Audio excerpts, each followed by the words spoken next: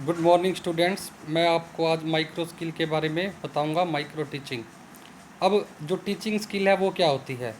Teaching skill अध्यापक के व्यवहार का एक ऐसे समुच्चय होता है which are specially effective in bringing about the desired changes in pupils, जो विशेष प्रभाव रखता है किसमें? In bringing about the desired, कि जो विद्यार्थी के व्यवहार में वांछित परिवर्तन लाने हैं।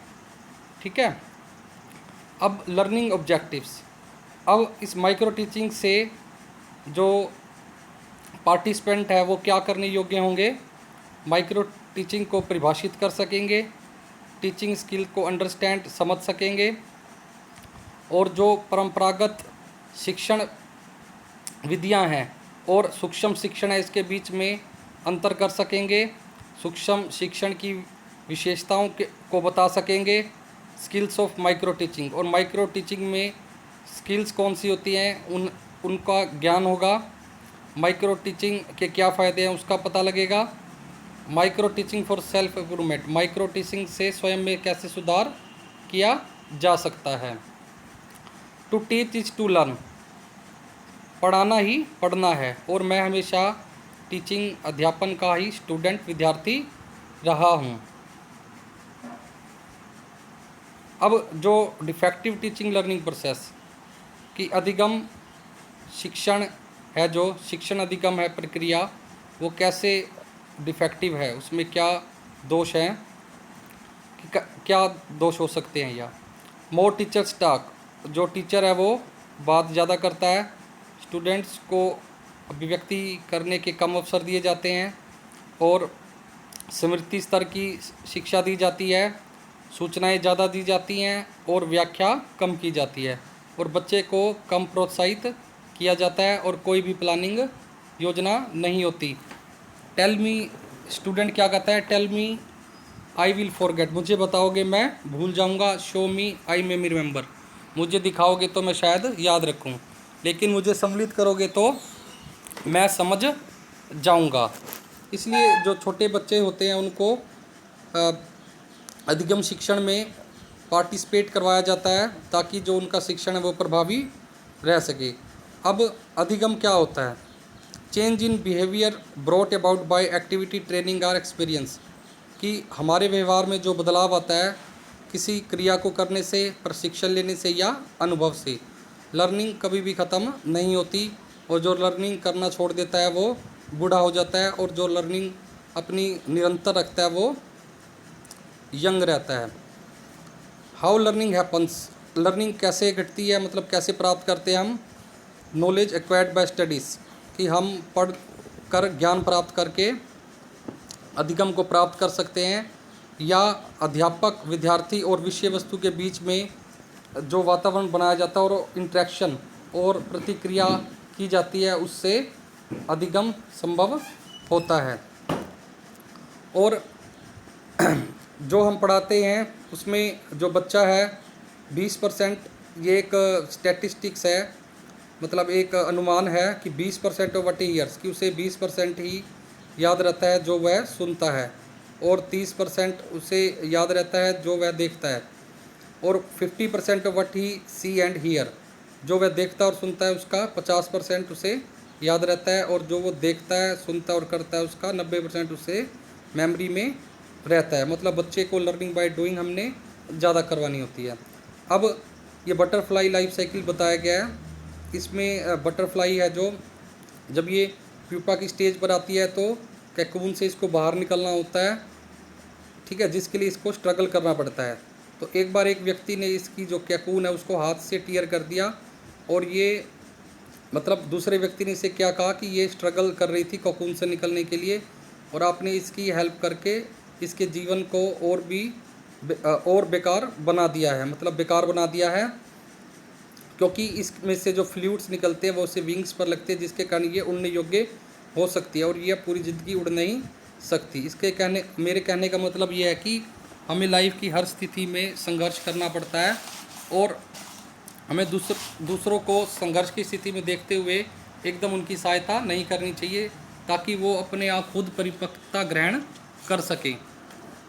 अब जो टीचर है, ठीक है, the ability of teacher to teach, तो उसका जो पढ़ाना है वो लार्जली डिपेंडेंट किस चीज़ पर, दो self learning, two modalities of self learning, मतलब स्वयं का जो शिक्षण है उसकी दो मोडेलिटीज़ से वो ग्रहण कर सकता है पढ़ाना। कैसे? एक तो दूसरे टीचर्स को देखकर या खुद गलतियां करके उसमें सुधार करके जो उसकी एक्चुअल क्लासरूम में घटित हो रही होते हैं। अब आपने इनका नाम सुना होगा, एडिसन है, आइंस्टीन है, स्टीफन हॉकिंग्स हैं, इन्होंने काफ़ी संघर्ष किया है अपनी लाइफ में। अब माइक्रो टीचिंग है जो, इसका मीनिंग और डेफिनेशन क्या है? अब micro teaching is a procedure in which student teacher practice teaching when with A reduced number of pupils. कि माइक्रो सूक्ष्म शिक्षण एक ऐसी प्रक्रिया है जिसमें विद्यार्थी अध्यापक एक प्रैक्टिस टीचिंग, ऐसे अध्यापन की प्रैक्टिस करता है जिसमें बच्चों की संख्या को घटा दिया जाता है और समय को घटा दिया जाता है, और जो स्किल है, टीचिंग स्किल है, शिक्षण कौशल है, उसको काफ़ी नैरो, संकुचित और विशेष कर दिया जाता है। अब माइक्रो DWLN क्या कहते हैं? Micro teaching is scale down teaching encountering class size and time. मतलब माइक्रो टीचिंग एक ऐसी स्केल डाउन, नीचे स्तर का अध्यापन है जिसमें कक्षा का साइज, आकार और समय को घटा दिया जाता है। Micro teaching is analogous to putting the teacher under a microscope. जो सूक्ष्म शिक्षण है वो एक तरह से जो टीचर है वो टीचर को माइक्रोस्कोप के नीचे ला देता है। मतलब हम उसकी जो कंपैरिजन है, ठीक है, वो analogous to put the teacher under a microscope, मतलब कि जो टीचर है उसकी हम छोटी छोटी बारीकियों को देख सकते हैं। माइक्रो टीचिंग एक ऐसा एनालोगस है, मतलब जिससे हम किसी चीज़ को मतलब कंपेयर करते हैं दूसरी चीज़ को दूसरे से, ठीक है। Origin and development of micro teaching. अब जो माइक्रो टीचिंग का आइडिया है ये स्टैनफोर्ड यूनिवर्सिटी इन USA में 1950s में Dwight WLN, Robert Bush and Kim Romney ने दिया था। ऑब्जेक्टिव्स ऑफ माइक्रो टीचिंग के ऑब्जेक्टिव्स क्या हैं? To enable teacher trainings to learn and assimilate new teaching skills under controlled conditions. कि मतलब एक नियंत्रित परिस्थितियों में, इसका मतलब क्या है कि जो छात्र अध्यापक है वो नियंत्रित परिस्थितियों में जो नई शिक्षण कौशल है उनको एकत्रित करेगा और विभिन्न जो शिक्षण कौशल हैं उसको जान सकेगा। उस trainings to master a number of, उस यानी कि उसका मास्टर बन सकेगा। To enable teacher trainings to gain confidence in teaching, और उसका शिक्षण में जो आत्मविश्वास है वो बढ़ेगा और कम समय में उसकी जो क्षमता है वो अधिक हो सकेगी। अब ए लर्नर सेंटर्ड एक्सपीरियंस। अब जो माइक्रो टीचिंग है वो a way for you to hone your skills in supportive peer learning environment. इसमें जो वातावरण होता है वो जो विद्यार्थी होते हैं वो मतलब एक दूसरे के स्पोर्टिव होते हैं, एक दूसरे को सहायता देते हैं। You will see that your peers share with you many of the same struggles, the same weakness, the same strengths. और आप देखेंगे कि जो आपके सहयोगी हैं उनको भी एक जैसा ही संघर्ष, एक जैसी कमियां और एक जैसी स्ट्रेंथ्स दिखने को मिलेंगी। और अब देखो ये जो एलिफेंट है, ठीक है, इसको एक खूंटे से बांध दिया गया है। तो ये इसको इसलिए लगाया मैंने बताने के लिए कि जो बच्चा होता है उसको आप जैसी हैबिट्स डालेंगे वैसी हैबिट्स डल जाती है और बाद में वो परिपक्व हो जाती हैं। अब ये जो हाथी है इस खूंटे को आराम से तोड़ सकता है, लेकिन इसका माइंड मेकअप हो चुका है, क्योंकि जब ये छोटा था तो इसको जंजीरों से बांध दिया जाता था और ये काफ़ी कोशिश करता था लेकिन वो नहीं टूटती थी।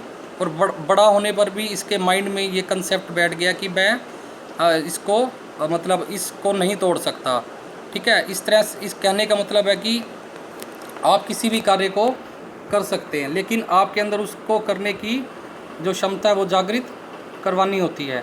इसलिए जो बच्चे हैं वो शुरू में थोड़ा सा फील करते हैं कि टीचिंग मुश्किल, लेकिन जब वो प्रैक्टिस करते हैं तो बड़ा इजीली इसको कर सकते हैं। अब माइक्रो टीचिंग स्किल्स की विशेषताएं क्या हैं? इंडिविजुअलाइज्ड ट्रेनिंग डिवाइस की व्यक्तिगत इसमें शिक्षण दिया जाता है, बच्चे को व्यक्तिगत शिक्षण की एक डिवाइस है, ये विधि है। An experiment in the field of teacher education, scale down the complexity of real faults of the teacher are observe, की जो अध्यापक है जो पढ़ा रहा है बच्चा, उसकी जो कमी है उसको निरीक्षित किया जाता है, देखा जाता है, और एक टाइम पर एक ही क्या की जाती है, क्लास ली जाती है, और जो क्लास का साइज है वो 5 से 10 बच्चों का कर दिया जाता है, और reducing the duration of lesson, और जो कक्षा का पाठ है वो 5 से 10 मिनट का कर दिया जाता है, और जो limiting the context to single concept, और जो एक कंसेप्ट है जो संप्रत्यय है वो सिर्फ एक ही बच्चे को पढ़ाया जाएगा, और इसमें फीडबैक दी जाती है, प्रतिपुष्टि करवाई जाती है, और इम्प्रूविंग, ताकि जो बच्चा है वो इम्प्रूव कर सुधार कर सके, और जो उसकी लर्निंग है, जो उसका अधिगम है, उसको प्रोत्साहन मिले, मोटिवेट हो सके। और ये जो फीडबैक है, प्रतिपुष्टि है, वो पीयर ग्रुप्स में टेप रिकॉर्डेड है, सीसीटीवी है, वीडियो है, रेटिंग स्केल्स हैं, जिसके द्वारा करवाई जाती है। अब माइक्रो टीचिंग साइकिल होती है। जब हम माइक्रो लेसन बनाते हैं तो पहले प्लानिंग करते हैं, फिर टीच, फिर फीडबैक, फिर रीप्लान, फिर रीटीच और रीफीडबैक। मतलब अगर कि हमारी जो फीडबैक के बाद कुछ कमियां आती है टीचिंग में, तो उस लेसन को हम दोबारा बनाते हैं, फिर दोबारा पढ़ाते हैं, फिर दोबारा उसकी फीडबैक मिलती है, प्रतिपुष्टि मिलती है। फिर इस तरह से ये जो माइक्रो साइकिल है वो चलता रहता है जब तक हम उसमें एक्सपर्ट नहीं हो जाती है, वो लेसन हमें सही नहीं लगता कि हमने सही पढ़ाया है। अब इसमें प्लानिंग का कोई टाइम नहीं होता, मतलब आप माइक्रो टीचिंग का लेसन बनाते समय कितना भी टाइम ले सकते हैं, ये आपकी कैलिबर के ऊपर डिपेंड करता है। और जो टीच है वो 6 मिनट का आपको करना होता है, ये इंडियन साइकिल है, और फीडबैक 6 मिनट का होता है। फिर रीप्लान, आपको अगर वो लेसन दोबारा बनाना है तो उसके लिए आपको 12 मिनट का समय दिया जाता है। फिर उसके बाद 6 मिनट का रीटीच, पुनर्शिक्षण, फिर उसके बाद पुनर्प्रतिपुष्टि 6 मिनट की। तो इस तरह से ये आपको माइक्रो जो स्किल्स हैं वो करनी होती हैं टाइमिंग के अकॉर्डिंग। और जैसे स्किल ऑफ इंट्रोडक्शन है, ठीक है, इसमें बहुत सारी स्किल्स होती है, जैसे skill of probing question, skill of stimulus variation, skill of illustration with example, skill of questioning, skill of explaining, skill of introduction.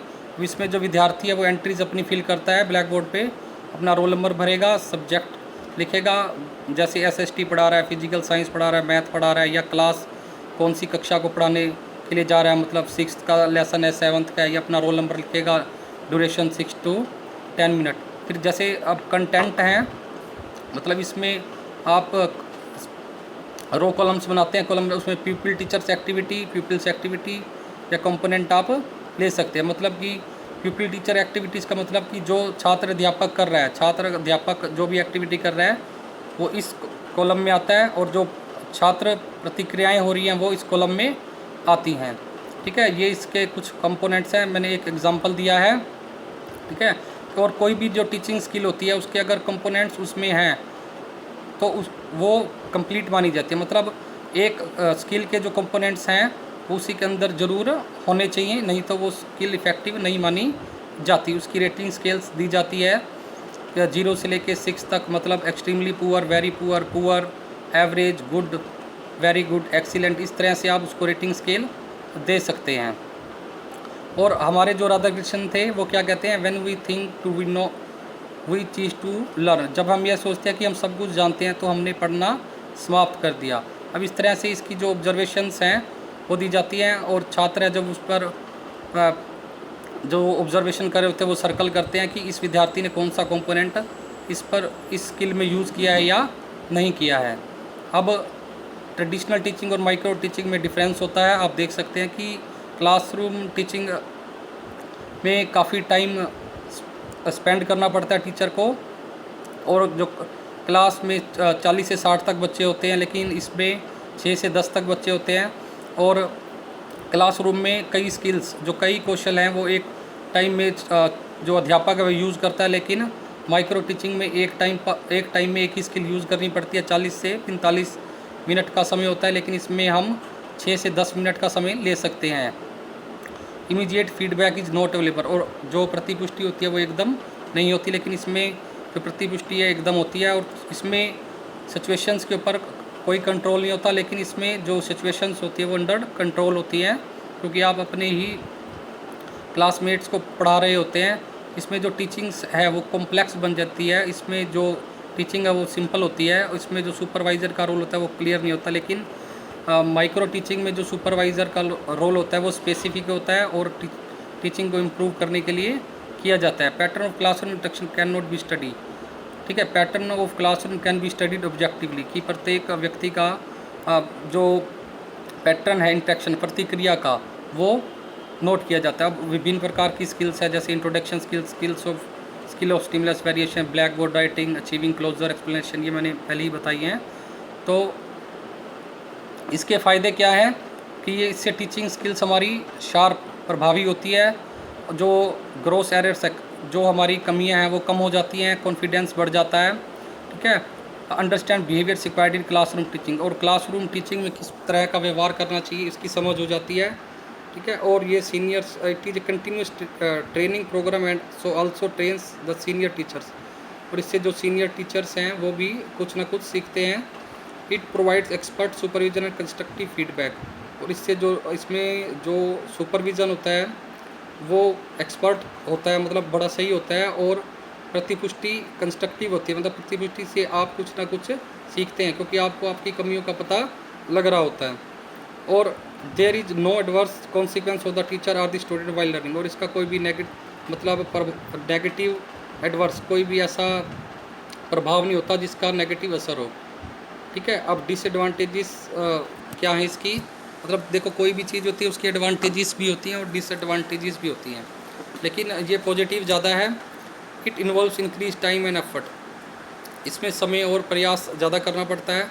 और the various teaching skills can not be discriminated, और इसमें कई बार ऐसी skills होती है कि हम उसको अंतर नहीं कर पाते। और it can not individualise the learning of the teacher, इसमें जो टीचर की अधिगम है उसको इंडिविजुअलाइज अलग से नहीं किया जा सकता, कोई प्रतिपुष्टिक जो फीडबैक है वो नहीं होती। और इसमें रिटीच करने के लिए no opportunity to reach the lesson to implement what is learn from the feedback, और कई बार क्या होता है जो हमसे फीडबैक मिलता है उसके लिए हमें दोबारा अवसर नहीं दिया जाता, और इसका जो स्टूडेंट का जो रुचि है उसके ऊपर नकारात्मक प्रभाव होता है।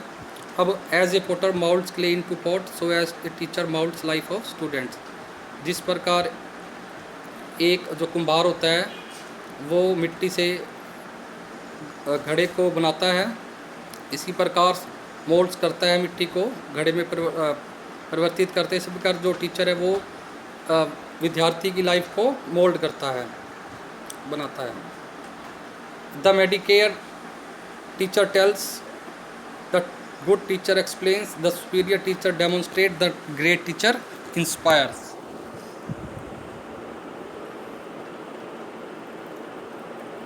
Even the best teacher can learn a great deal from his और हर स्टूडेंट। इसका कहने का क्या मतलब है कि कोई एक बेस्ट जो टीचर है, कोई एक अच्छा टीचर भी है, वो भी अपने विद्यार्थियों से बहुत कुछ सीख सकता है। धन्यवाद। मैं आशा करता हूँ कि आपको माइक्रो टीचिंग स्किल के बारे में कुछ पता लगा होगा और आप इसको अच्छी तरह से कर पाएंगे।